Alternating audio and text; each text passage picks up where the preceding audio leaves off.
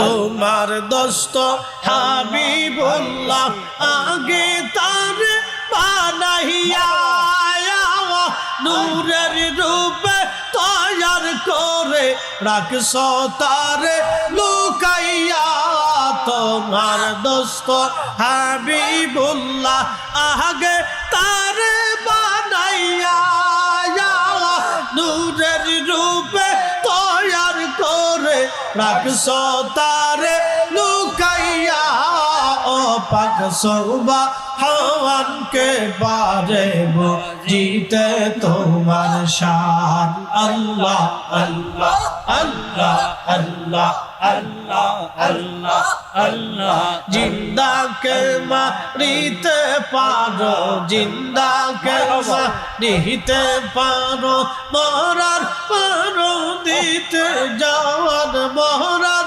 পারো দিতে যাওয়ার কে পারে বুঝিতে তোমার শান আল্লাহ আল্লাহ আল্লাহ আল্লাহ আল্লাহ আল্লাহ আল্লাহ আল্লাহ আল্লাহ আল্লাহ আল্লাহ আল্লাহ আল্লাহ মারহাবা আল্লাহ আল্লাহ আল্লাহ আল্লাহ আল্লাহ আল্লাহ আল্লাহ আল্লাহ আল্লাহ 1,24,000 পয়গম্বর বানাইয়া তোমার দোস্ত হাবিবুল্লাহ রাখছো তারে লুকাইয়া 1,24,000 পয়গম্বর বানাইয়া তোমার দোস্ত হাবিবুল্লাহ রাখছো তারে লুকাইয়া ও পাক সুবহানকে পারে বুঝিতে তোমার শান আল্লাহ আল্লাহ আল্লাহ আল্লাহ আল্লাহ আল্লাহ আল্লাহ জিন্দাকে মারিতে পারো জিন্দাকে মারিতে পারো মরার পারো দিতে জান মরার পারো দিতে জান কে পারে বুঝিতে তোমার শান আল্লাহ আল্লাহ আল্লাহ আল্লাহ আল্লাহ আল্লাহ अभी कमरे वाला सा कुछ আল্লাহ আল্লাহ আল্লাহ আল্লাহ আল্লাহ আল্লাহ আল্লাহ আল্লাহ لا إله إلا الله محمد رسول الله صلى الله عليه وسلم একবার জোরে বলা যাবে কি মারহাবা মারহাবা